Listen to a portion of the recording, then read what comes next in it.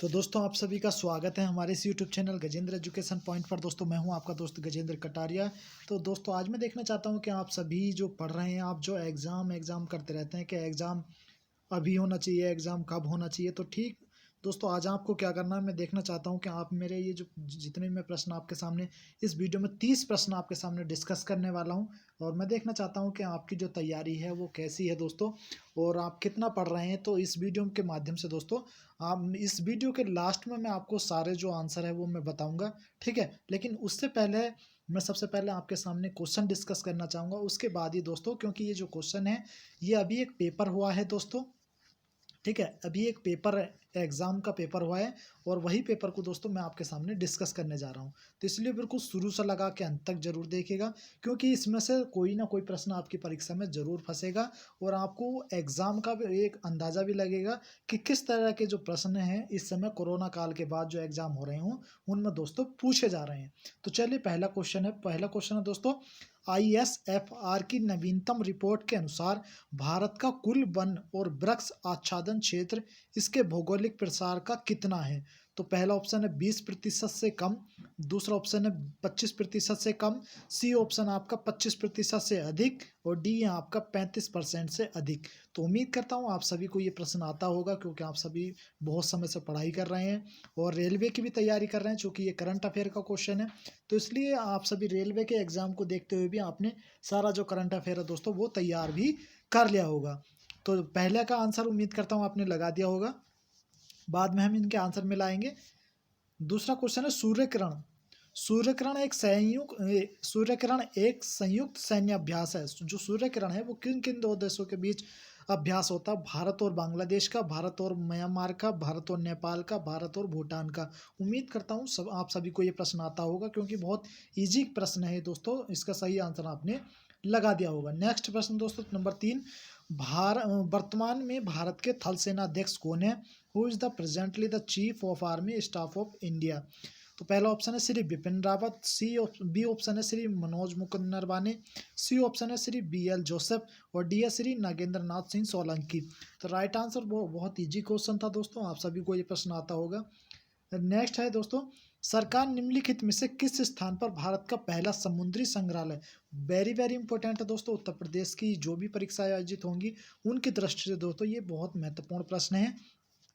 तो सरकार निम्नलिखित में से किस स्थान पर भारत का पहला समुद्री संग्रहालय स्थापित करने की योजना बना रही है? दोस्तों ये प्रश्न मैंने अपने करंट अफेयर की एक बार वीडियो बनाई थी कंबाइंड टेक्निकल के लिए दोस्तों, उसमें भी ये डिस्कस किया था।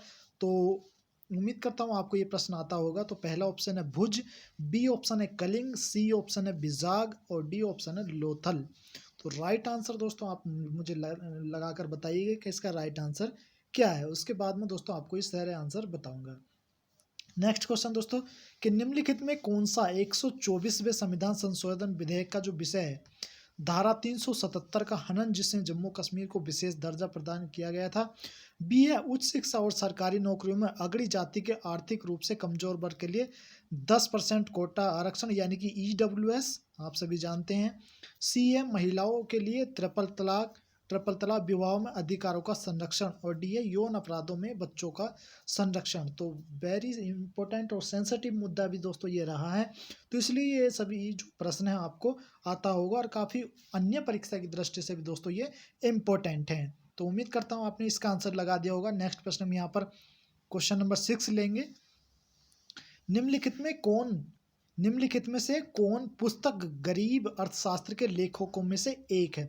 एक बात और मैं आपको जरूर बता दूं दोस्तों, कि जो भी पुराने विज्ञापन हैं या जो भी पुराने विज्ञापन निकले हुए थे उनकी परीक्षा की दृष्टि से कभी अगर आप ये सोच रहे हैं कि करंट अफेयर आपका अभी का पूछा जाएगा या एक महीने का पूछा जाएगा, तो आप बिल्कुल गलत सोच रहे हैं। 2019 का करंट भी दोस्तों आपको ज़रूर पढ़ना है, क्योंकि अधिकतर मैंने ये एनालिसिस किया है कि जो भी परीक्षा कोरोना काल के बाद हो रही हैं उनमें अधिकतर 2019 का जो करंट अफेयर है दोस्तों वो पूछा जा रहा है। तो इसलिए 2019 के करंट अफेयर को भी दोस्तों आप बिल्कुल भी इग्नोर ना करें। ये मेरी दोस्तों आपको एक सलाह है, इसलिए 2019 का करंट अफेयर भी जरूर पढ़ें। क्वेश्चन नंबर 6 मैंने आपको अभी डिस्कस किया है। तो पहला ऑप्शन है मृणाल पांडे, बी है अभिजीत बनर्जी, सी है सुदीप भट्टाचार्य और डी है अमर्त्य सेन। तो राइट आंसर आप लगा दीजिए। उसके बाद क्वेश्चन नंबर 7 है, निम्नलिखित में कौन सी फिल्म अंतर्राष्ट्रीय फिल्म श्रेणी में ऑस्कर के भारत से आधिकारिक प्रविष्टि नहीं है, मतलब इनमें से कौन सी फिल्म को ऑस्कर के लिए भारत की तरफ से प्रविष्ट नहीं किया गया था। तो पहला ऑप्शन है मदर इंडिया, बी ऑप्शन है गली बॉय, सी ऑप्शन है केसरी और डी है लगान। आप सभी जानते होंगे फिल्मों जो बॉलीवुड है दोस्तों, उससे संबंधित ये प्रश्न है और करंट अफेयर का ये प्रश्न है, आप सभी दोस्तों जानते होंगे। निम्नलिखित में से क्वेश्चन नंबर 8 है, निम्नलिखित में से किस श्रेणी के लिए नोबेल पुरस्कार नहीं दिया जाता। तो वेरी इंपॉर्टेंट प्रश्न है। आप सभी जानते हैं कि नोबेल पुरस्कार कितने क्षेत्र में दिया जाता है, तो 6 क्षेत्र में दोस्तों दिया जाता है। पहला है रसायन विज्ञान, भौतिकी, गणित, चिकित्सा। और यहाँ पर पूछा गया है कि पुरस्कार, नोबेल पुरस्कार किस क्षेत्र में नहीं दिया जाता है, किस श्रेणी में नहीं दिया जाता है। तो आप सभी जानते हैं, इजी क्वेश्चन है, गणित के क्षेत्र में दोस्तों नहीं दिया जाता है।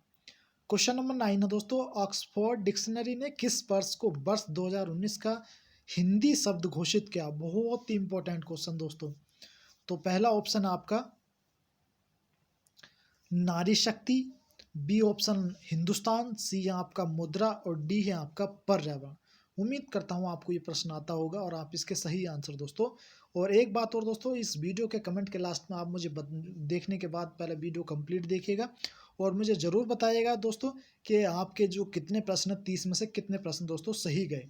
अगर आपके 30 में से अगर आपके 25 प्रश्न भी दोस्तों सही जाते हैं तो मैं समझूंगा कि आप चैंपियन हैं, क्योंकि इसमें बिल्कुल भी हार्ड प्रश्न अभी तक आपसे नहीं पूछे गए हैं। नेक्स्ट प्रश्न दोस्तों, निम्नलिखित में से किस सोशल मीडिया प्लेटफॉर्म ने प्रिवेंटिव हेल्थ टूल का अनावरण 9/10/2019 को किया है, जो लोगों को स्वास्थ्य संसाधनों से जोड़ता है और चेकअप रिमाइंडर भेजता है। तो फेसबुक, लिंक्डइन, यूट्यूब या गूगल। तो राइट आंसर आप सभी को पता होगा, जरूर मुझे बताइए। नेक्स्ट क्वेश्चन है, वर्तमान में कितने सीपीएसयू वर्तमान में कितने सीपीएसयू को महारत्न का दर्जा मिला है। 6 को, 8 को, 5 को, 10 को। राइट आंसर मुझे लगा के बताइएगा। नेक्स्ट क्वेश्चन दोस्तों, निम्नलिखित में से किसे राजीव गांधी खेल रत्न पुरस्कार 2019 से सम्मानित किया गया है। तो यह रविंद्र जडेजा, बजरंग पुनिया, दीपा मलिक, पूजा ढांडा। तो राइट आंसर आप सभी जानते होंगे, इतना हार्ड प्रश्न नहीं है। नेक्स्ट प्रश्न है, गत माह हम ताजमहल देखने जाएंगे। गत माह, इस वाक्य में आपको अशुद्धि बतानी है, हिंदी का ये प्रश्न है। तो लिंग संबंधी है या काल संबंधी है या वचन संबंधी है, सर्वनाम संबंधी। तो आप सभी देख रहे होंगे यहाँ पर लिखा हुआ गत माह, ठीक है।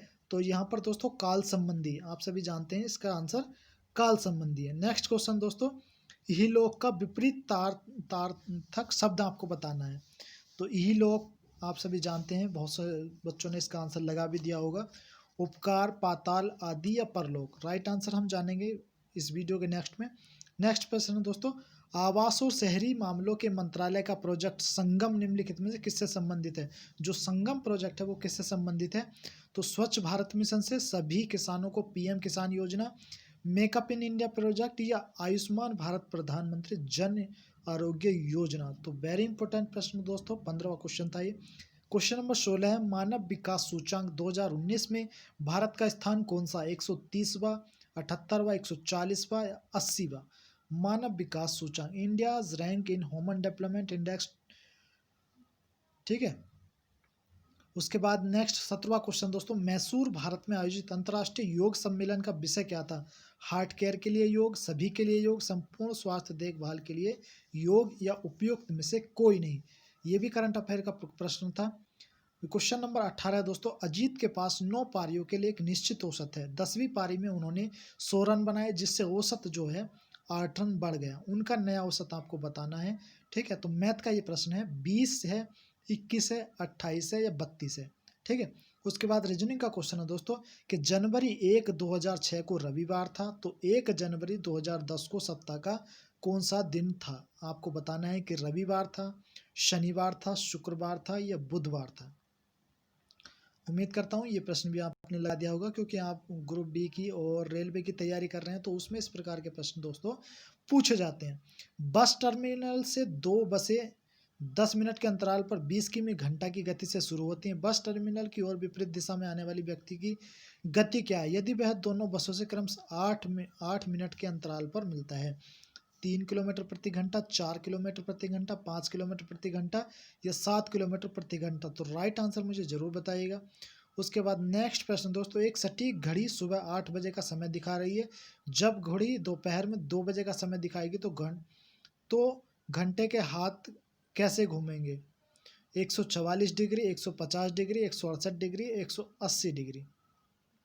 क्वेश्चन नंबर 22 है, ए और बी भाई हैं, सी और डी बहनें हैं, ए का पुत्र डी का भाई है, बी सी से कैसे संबंधित है? रीजनिंग का क्वेश्चन है, ब्लड रिलेशनशिप, पिता, भाई, चाचा, दादाजी। उम्मीद करता हूँ बिल्कुल आप इसका राइट आंसर मारेंगे, क्योंकि आप ग्रुप डी रेलवे की तैयारी दोस्तों कर रहे होंगे।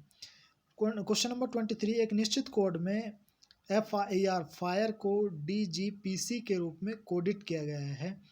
SHOT शॉर्ट के लिए कोडित शब्द आपको बताना है, और अंतिम अक्षर पूछा उसने। क्या पूछा? उसका अंतिम अक्षर पूछा है। तो Q होगा, R होगा, S होगा, P होगा, ये आपको दोस्तों बताना है। क्वेश्चन नंबर 24 है, श्रृंखला में 2, 6, 18, 54 का 8वां शब्द आपको बताना है। यानी कि ये क्वेश्चन सीरीज का क्वेश्चन है, ठीक है, समांतर श्रेणी का ये प्रश्न दोस्तों। T की पावर AR की पावर N-1 से दोस्तों आप इसको निकाल सकते हैं। नेक्स्ट प्रश्न दोस्तों रीजनिंग का, कि एक आदमी पूर्व में 1 किमी चलता है और फिर वह दक्षिण की ओर मुड़ता है और वह 5 किलोमीटर चलता है, फिर से वह पूर्व की ओर मुड़ता है और 2 किलोमीटर चलता है। इसके बाद वह उत्तर की ओर मुड़ता है और 9 किमी चलता है। अब वह अपने शुरुआती बिंदु से कितनी दूर है? तो पहला ऑप्शन है 3 kilometre, 4 kilometre, 5 kilometre, 7 kilometre. Question number 26 है दोस्तों, ग्रीन हाउस गैसों की संकल्पना किसने की थी? CC पार्क ने, JN जेफर्स ने, जोसेफ फ्लोरियर ने, L जॉबलर ने? तो राइट आंसर जरूर बताइएगा जरूर। 27 है, नदी में जल प्रदूषण के लिए घुली हुई मात्रा मापी जाती है। जो नदी होती है उसमें जो जल प्रदूषण हो जाता है तो हम उसमें क्या मापते हैं? क्लोरीन मापते हैं, नाइट्रोजन मापते हैं, ऑक्सीजन मापते हैं या ओजोन नापते हैं? ये आपको दोस्तों बताना है।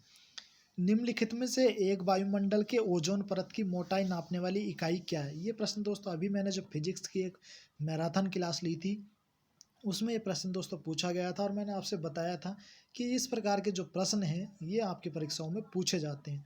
Not, Dobson, poise, maxwell. तो डॉप्सन इसका सही आंसर वहाँ पर मैंने बताया था, तो इसका सही आंसर दोस्तों डॉप्सन है। क्वेश्चन नंबर 29 है दोस्तों, प्रकाश संश्लेषण का अंतिम उत्पाद क्या है? आपको बताना है। कार्बोहाइड्रेट है, कार्बन डाई है, ऑक्साइड है, ऑक्सीजन है या जल है?